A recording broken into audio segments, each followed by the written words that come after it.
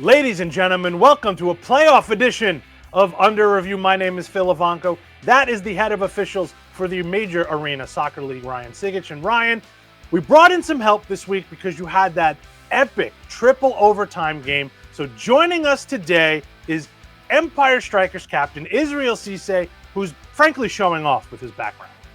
Yes, he is. Guys, thanks for having me. I appreciate it. Thank you, guys. It's good. It's really good to be with you guys today. And Ryan, first play of the show, the series between the Milwaukee Wave and Kansas City Comets. We've got a possible penalty kick here, a confrontation between Rayon Marquez and Ben Raymond. Ryan, what is your opinion of this play? Personally, I think it's unfair that Ben Raymond might be punished here for getting his stepped on. Kansas City wants a penalty kick here. It is a trip. It's inside the penalty area. But remember, guys, we covered this year that not every foul inside the penalty area is a penalty kick. You must have one of two criteria. So is it a trip? Yes. What's the severity of the foul, though? I don't think it's that severe. And it does not deny an obvious goal-scoring opportunity, in my opinion, because there are defenders back. So I think the correct call is made here for foul only at the top of the free kick mark. Izzy, jump in here. Yeah, I agree with Ryan. Obviously, there's contact there in the box. I don't think there's 2 minutes on that one. I think it's just a common foul. Marquez is the kind of guy that he tends to go down easily, but there's definitely contact on that one. So I think it's not a PK, definitely not a blue card, but, it's a common foul. All right, Israel, we're going to put you on the hot seat first on this one. We're in the fourth quarter now, and there is a possible shootout here for Milwaukee. We've got two considerations here to worry about. First, that handball on Correa, as you see here, and then Nacho Flores' takedown of Correa. Izzy, if you were a referee, how would you call this play?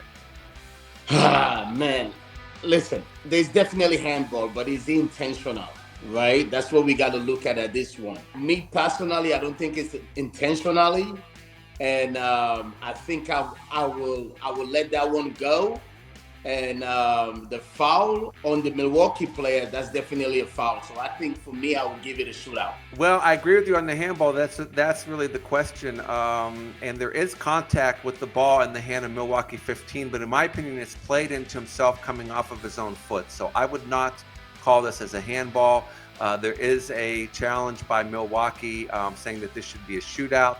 However, I see Acosta tracking back if you look at that overhead angle, and he's closer to the goal line of where the foul occurred. So I would have no shootout on this. I kind of see your point now looking at the video, but for me still, I will stay with that. I think I will still give it a shootout. Looking at this video, I think it looks like Nacho is the last player there. Although, yeah, there was a defender coming out, but I still will give it a shootout. I will still give it a shootout. One more from this series, 6-6, fourth quarter, and a possible blue card here on Andre Hayne for what looks like a contact to the head. Incidental, maybe. Ryan, why don't you give us our thoughts here? Well, I mean, any contact to the head needs to be taken seriously, player safety number one. But I don't see any deliberate action by Hayne that endangers Sousa. So his arms are into his body. There's no swing, and there's no motion that I see of Hayne's arms coming into the opponent there. So I think this is a foul only, no blue card. I definitely agree with you with that. It's not intentional. Contact, yes, it's just a foul. Blue card, no. But it's just a common foul there. When you guys make call, and you guys have to see if it's really intentional or not. And if you're looking at this play, it's definitely not intentional. So it's just a common foul on that one. I agree with you. Let's head West Coast now. The series between the Chihuahua Savage and San Diego Sockers. We're in the second quarter, and the Savage are up 5-0. So the Sockers need this penalty kick call here. Izzy, do you agree with this penalty decision? Yeah, definitely. I agree with that one. I think that's Craig Charles. Craig got a good first touch. He's in the box. He's trying to settle down and take a shot, and there was clearly contact in the box. So for me, penalty all day. Yeah, Christian comes late and gets Childs high on the knee. So, back to our criteria for a penalty kick. This one does not deny an obvious goal scoring opportunity because when that contact occurs, Childs doesn't have possession of the ball. So, judging the level of severity, again, it's high, it's a little bit late. I think it's severe and reckless. I agree with the penalty kick. And Ryan, this game in Chihuahua was not without controversy. Otherwise, why would it be on our show? Beginning of the fourth quarter here, and Boris Pardo and Diaz of Chihuahua get into a little altercation on the goal line there. But that's not all we see. I want to highlight number 19, Brandon Escoto. He gets shoved to the ground by number 1 on Chihuahua. Number 1 gets a red card on the play, and Escoto gets a blue plus a yellow. Ryan, a lot going on here. Why don't you help us break it down? Yeah, there's a lot going on, and I've had the benefit of looking at this about 5 or 6 times, and honestly, I think it's just a lot of nothing at the end of the day. Yes, Pardo and Diaz do start it, and overall, it doesn't have a great look. It's not a great image because it just goes on for so long. And then we have here Escoto gets a hard push in the chest and then goes down holding his face when there's no contact to the face. But I think at the end of the day, the referees did a good job on this, getting this diffused and penalizing the correct players. Although I do think Pardo and Diaz should have been penalized for starting this with minimum of a blue card each. Yeah, it's a tough one there. When you look at it, Boris and the Chihuahua player, it's just a simple confrontation, right? It's a simple confrontation. It happens in these games a lot. I'm trying to see if there was a shove there. No, they're just standing in front of each other. Escoto definitely, he came back in and they definitely pushed him. So for me, that's a blue card on the Chihuahua Savage player. If you look at the video, you can see Escoto clearly get pushed down. You cannot do that in this game. You have to keep your hands to yourself, especially in these circumstances. So definitely, I think that's a blue card on the Chihuahua player. On Escoto, I don't really think he should be penalized because if you look at the play, it doesn't really do much. He just stand in front of the player and the player push him back. So I think it's a blue card on the Chihuahua Savage player.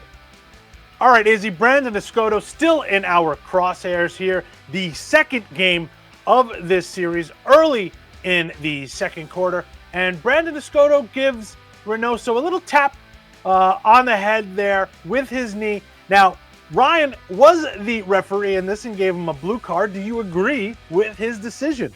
Definitely no. Definitely no. That's not a blue card. When you actually look at the play, there was a little bit of contact, but there's nothing there. It looks like it doesn't even touch him. So for him to get a blue card on that one, I don't agree at all. I think that's a bad call from the ref. I don't necessarily disagree with Izzy because there's really not much of anything in this. The force is basically low to nothing. But I do need to say, was it necessary? And then also, as a referee, when you go into a game having concern, is it going to get out of hand? Not just by you as the referee, but from a league. And just based on that fact, and that earlier 3 days before this, these same two teams played, where 56 fouls were whistled, 17 cards in that mass confrontation that we saw. You just run the risk of a player of having something soft like this. Yeah, Ryan, when you look at it, you've been around this game for so long. There's so much contact that goes on in this game. So for somebody to get a blue card for that one, that's a tough one. Ryan, one of the more controversial plays from this game in the fourth quarter, and this play from Chihuahua goes to review from San Diego. Diego Reynoso was judged to have handled the ball outside of the area. Ryan, why don't you take us through this replay? Okay, guys, so here's the issue with this one. From a practical standpoint, this play probably happens every game, and this one is so close that unless you had the referee looking right down the line of the side of the penalty area, there's no way that you're going to be able to tell and make this call during live play. However, looking at the video review on the overhead camera, to me, it's clear that Diego has contact with the ball outside of the penalty area and brings the ball inside of the penalty area as the attacker there is running onto the ball. So, the other key here is that this is a factual call that we call it. He either did handle it or he didn't. There's no judgment in it. So, for me, this is a tight call. Tough call, but by rule, any handball from the goalkeeper outside, unless his momentum carries him out first, it's a blue card in a shootout. Yeah, unfortunately, I will have to agree with you on that one, Ryan. But it's actually a tight call. It's really, really close.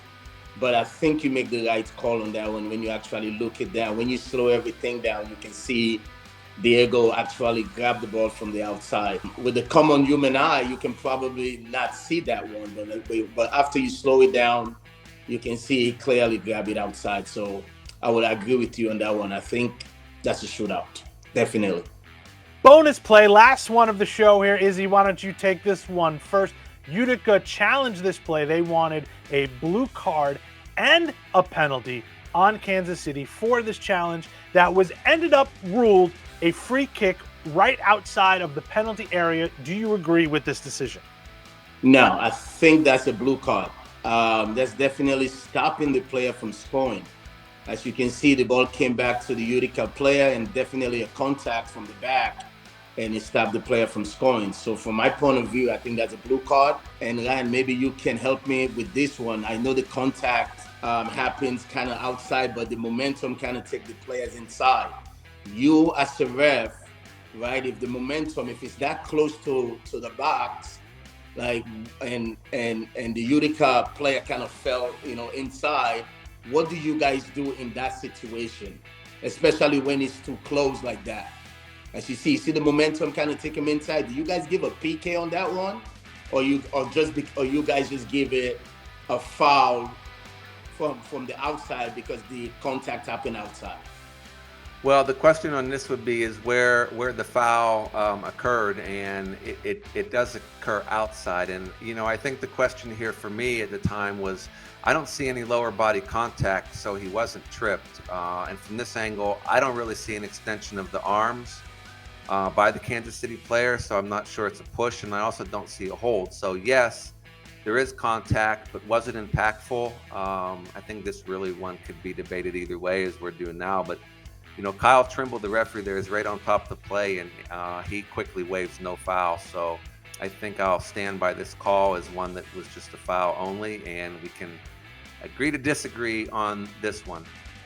Yeah, the Kansas City player is definitely stopping the Utica player from scoring. That's a clear scoring chance in this league. In this league, guys will bury that 90% of the time.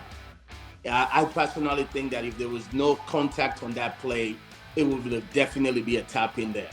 So for me, I think it's a blue card. Might even be in a shootout, or might be a shootout, because that's a clear, obvious scoring chance. And because of the contact, that didn't happen. So for me, I think it's a blue card. So that amount of contact should have taken Hundelt down in this case. That's what I'm hearing from you. Yes. Then if that's your answer as a referee, then it should be a blue card, and can't be a shootout because there's a defender back, but it should definitely be a blue card then. Yeah, I agree with that. Blue card, that means. But for a common foul, no, it's definitely a blue card. Ladies and gentlemen, that's the end of today's show. Thanks so much for joining us on this episode. Viewers, what you didn't see was Izzy and Ryan arguing that play for like 25 minutes after we stopped recording. Guys, thank you for having me. It's always a pleasure, Ryan, Phil. Thank you, guys. It's a great show. Thank you. Thank you. Great job, Izzy.